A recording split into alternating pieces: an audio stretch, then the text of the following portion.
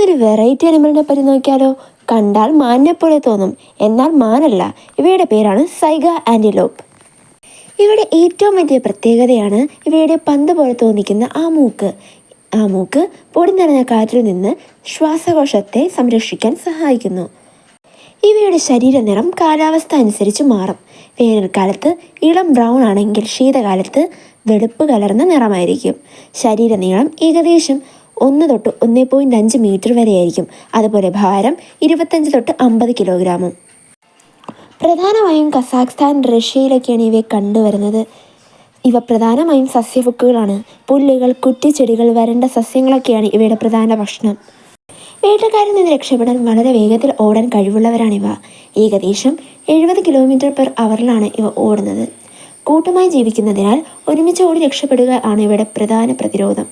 കുടിയേറ്റ ജീവികളാണിവ. കാലാവസ്ഥയെ ആശ്രയിച്ച് വേനൽ, ശീതകാലങ്ങളിൽ സ്ഥലം മാറുന്നു.